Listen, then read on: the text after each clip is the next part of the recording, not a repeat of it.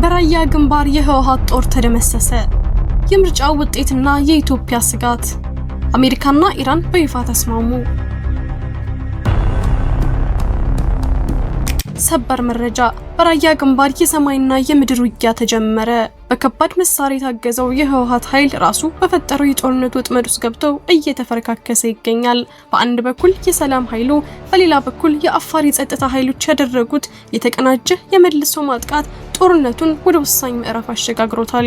የዛሬው ዘገባችን የጦርነቱን መልክ የቀየረው የራያ እልህ አስጨራሽ ውጊያና የህወሓት ማፈግፈግ ያስከተለውን የኃይል ሚዛን ለውጥ በዝርዝር ይዳስሳል። በሌላ በኩል ምርጫው ተጠናቋል፣ ብልጽግና አሸንፏል። ነገር ግን ሰላሙ የታለ? ከ143 በላይ የምርጫ ጣቢያዎች መዘጋት፣ በአማራና ኦሮሚያ ክልሎች የሚሰሙ የጦርነት ነጋሪቶችና የኤርትራ አዲስ የፖለቲካ አቋም ኢትዮጵያን በታሪኳ ፈታኝ ወቅት ላይ ጥለዋታል። በዛሬው ዝግጅታችን ስልጣኑን ያስቀጠለው መንግስት እየተጋፈጠ ያለውን እጅግ አደገኛና አዲስ ግጭት ሊያስነሱ የሚችሉ ዋና ዋና ምክንያቶች በጥልቀት ይዳሰሳል። ከውጭ ዜና የመካከለኛው ምስራቅ የጦርነት ነበልባል ሊበርድ ነው። አሜሪካና ኢራን ባካሄዱት የመጀመሪያ ዙር ድርድር አበረታች ውጤት ማግኘታቸው ተሰማ። የ60 ቀናት የጊዜ ገደብና በሆርሙዝ ወሽመጥ ላይ የተጣለው የውይይት ማዕቀፍ ምንን ያመለክታል? አሜሪካና ኢራን ለመጀመሪያ ጊዜ በግልጽ እየተነጋገሩ ነው። የዛሬው የውጭ ዜና ትንታኔያችን በዚሁ ዙሪያ ያተኮረ ነው። አብራችሁን ቆዩ። ሰላም ውድ ቤተሰቦች እንደምን አላችሁ? ይህ ዜና ላፍታ ነው። ቪዲዮውን ላይክ በማድረግ ይጀምሩ እያልን ወደ ዝርዝር ዜናዎች አለፍን። ሰበር ዜና። በራያ የህወሓት ጦር ተደመሰሰ። የሰላም ኃይሉ የወሰደው አደገኛ እርምጃና የጦርነቱ አዲስ መልክ። የራያ ግንባር ሁኔታ በአስጊ ሁኔታ መባባሱን ተከትሎ የጦርነቱ መልክም ከጊዜ ወደ ጊዜ እየተቀየረ ይገኛል። በራያ አካባቢ የህወሓት ታጣቂዎች ከለኮሱት ግጭት ጋር ተያይዞ ከፍተኛ የሆነ የከባድ መሳሪያ ውጊያ በመቀጠሉ የበርካታ ነዋሪዎችን ህይወት ለአደጋ ዳርጓል። በተለይም ጨርጨርን ጨምሮ በኮረምና በአላማጣ አካባቢዎች የሚሰማው የተኩስ ድምጽ በአካባቢው የነበረውን አንጻራዊ ሰላም ሙሉ ለሙሉ ይሸረሸርና ህዝቡን በከፍተኛ ስጋት ውስጥ የከተተ ሆኗል። በአሁኑ ሰዓት የሚወጡ መረጃዎች እንደሚያመለክቱት ህወሓት ወደ ራያ ቀጠና ተጠግቶ የከፈተው ጥቃት የራሱን ኃይል ለከፍተኛ ውድመትና ለከበባ የሚዳርግ ሆኖ ተገኝቷል። በራያ የጦር ግንባር ከማልዳ አንስቶ በተለያዩ ስፍራዎች በቲዲኤፍ እና በሰላም ኃይሉ ታጣቂዎች መካከል የሚደረገው ግጭት እጅግ ተባብሷል። ትናንት ከበባ ውስጥ ገብተው የነበሩ የህወሓት ክፍሎች ከበባውን ለመስበር ሲያደርጉት የነበረውን ትንቅንቅ ሳይሳካ በመቅረቱ አሁን ላይ አፈግፍገው ወደ ኋላ መመለሳቸው ተሰምቷል። በግንባሩ እየተስተዋለ ያለው ይህ ወታደራዊ ለውጥ የኃይል ሚዛኑን እየቀየረው ይገኛል። የሰላም ኃይሉ የወሰደው የተቀናጀ የመልሶ ማጥቃት እርምጃ በህወሓት ታጣቂዎች ላይ ከፍተኛ ጫና መፍጠሩን ተከትሎ የቡድኑ የቁጥጥር ስልት እየተበታተነ መምጣቱን ታዛቢዎች እየገለጹ ነው። በየአካባቢው የነበሩ የመከላከያና የጥቃት አስተላለፎች እየተቀየሩ በመምጣታቸው የህወሓት ኃይል በራሱ መረብ ውስጥ የተጠለፈ ያህል ከፍተኛ መደናገጥ ውስጥ መግባቱ እየተሰማ ነው። የግጭቱ ዋና መነሻ የሆነው የኮረም አላማጣን ዋና መንገድ የመቆጣጠር ፍላጎት ሁለቱን የትግራይ ኃይሎች አሁንም ድረስ በከባድ መሳሪያዎች የታገዘ የፊት ለፊት ግጭት ውስጥ እንዲገቡ አድርጓቸዋል።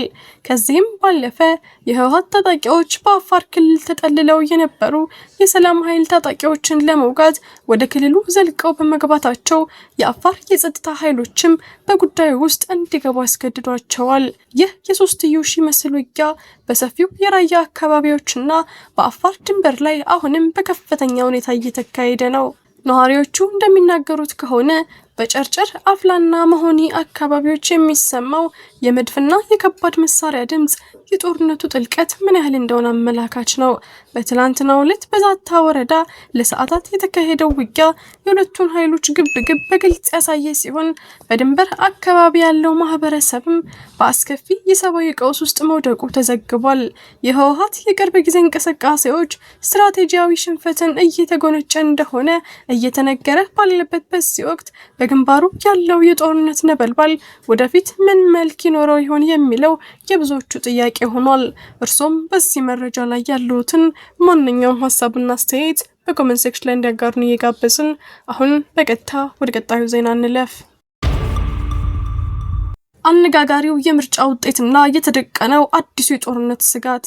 የኢትዮጵያ ፖለቲካዊ ሰማይ በታላቅ የጥርጣሬና የፍርሃት ጥላ ተሸፍኗል።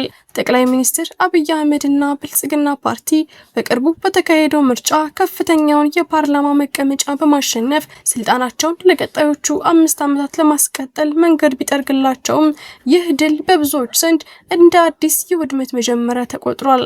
በአገሪቱ ሁለቱ ትላልቅ ክልሎች ማለትም በአማራና በኦሮሚያ የሚታየው የታጣቂዎቹ እንቅስቃሴ እንዲሁም በትግራይ ክልል እያንዣበበ ያለው የጦርነት ደመና አገሪቱ ከምትገኝበት አሳሳቢ ሁኔታ በስተቀር ሌላ የሚያሳየው ነገር የለም። ምርጫው በብዙ አካባቢዎች ሳይካሄድ መቅረቱና የህወሓት ኃይላትም ከሰላም ስምምነቱ ወጥተው ወደ ጦርነት ዝግጅት መግባታቸው አሁን ያለው መንግስት በሰላም አቅጣጫ ሊፈታው የሚችለው ችግር እያጠረ መምጣቱን የደህንነት ተንታኞች በማያሻማ ሁኔታ እያስጠነቀቁ ይገኛሉ። የቀጠናው የጂኦፖለቲካዊ ውጥረት ደግሞ ነገሩን ይበልጥ አደገኛ አድርጎታል። ጠቅላይ ሚኒስትር አብይ ወደ ቀይ ባህር የመድረስ ፍላጎታቸውን በተደጋጋሚ መግለጻቸው ከአስመራ ጋር የነበረውን ግንኙነት በማበላሸቱ ከዚህ ቀደም የነበሩ የፖለቲካ አጋሮች አሁን ወደ ተቃራኒ ጎራ ተሰልፈዋል። በተለይም ኤርትራ ከትግራይ መሪዎች ጋር የምታደርገው የቅርብ ግንኙነትና ኢትዮጵያ በሱዳን የእርስ በርስ ጦርነት ውስጥ እጁ አለበት በሚል የሚሰነዘረው ክስ የኢትዮጵያን የውጭ ግንኙነት ወደ ታችኛው አቅጣጫ ወርውሮታል። ይህ ሁኔታ የአፍሪካ ቀንድን ወደ አንድ ትልቅ የእሳት አደጋ ሊጨምር የሚችል በመሆኑ ዓለም አቀፉ ማህበረሰብ በተለይም አሜሪካ በህወሓት የውስጥ አመራሮች ላይ የቪዛ ማዕቀብ እስከ መጣል መድረሷ የኢትዮጵያ የሰላም ስምምነት መፍረስና የአዳዲስ ግጭቶች መቀስቀስ በይፋ ከስጋትነት ወደ ተጨባጭ እውነታ እየተቀየረ መሆኑን ያመለክታል። በቀጣዮቹ ወራት ኢትዮጵያ የምታደርገው እንቅስቃሴ ለአገሪቱ ቀጣይ ዕጣ ፈንታ ወሳኝ ነው። የህወሓት የኃይል ምልመላና በሌላ በኩል የመንግስት የጸጥታ ኃይሎች የወሰዷቸው አቋሞች ሁለቱ ወገኖች ወደ ድርድር ለመምጣት ፈቃደኛ እንዳልሆኑ ያሳያል። የባለሙያዎች አስተያየት እንደሚጠቁመው ጠቅላይ ሚኒስትር አብይ የፖለቲካ ስልጣናቸውን ለግጭት ማብቂያ ይጠቀሙበት ወይስ ለበለጠ የኃይል እርምጃ መሰረት ይጥሉበት የሚለው ጥያቄ የሁሉም ኢትዮጵያውያን ትኩረት ሆኗል። ሆኖም የክልል አስተዳደሮች ከመንግስት ጋር እየተጋጩና የውጭ ኃይሎች በቅራኔ ውስጥ ጣልቃ እየገቡ ባሉበት በዚህ ወቅት አገሪቱ ወደ ትልቅ የፖለቲካ ቀውስና የጦርነት አዙሪት እንዳትገባ የሚሰጋው የህዝብ ቁጥር እጅግ ከፍተኛ ሆኗል። ቪዲዮአችንን ላይክ ማድረግ አይርሱ እያልን ወደ ውጭ ዜና አለፍን። ታላቅ የዲፕሎማሲ ለውጥ በአሜሪካና በኢራን መካከል የተደረገው የመጀመሪያው ዙር ድርድር አበረታች ውጤት አስገኘ። በመካከለኛው ምስራቅ ለረጅም ጊዜ ሲንጦለጦል የቆየው የጦርነት ነበልባል ሊበርድ የሚችልበት ወሳኝ ምዕራፍ ተከፍቷል።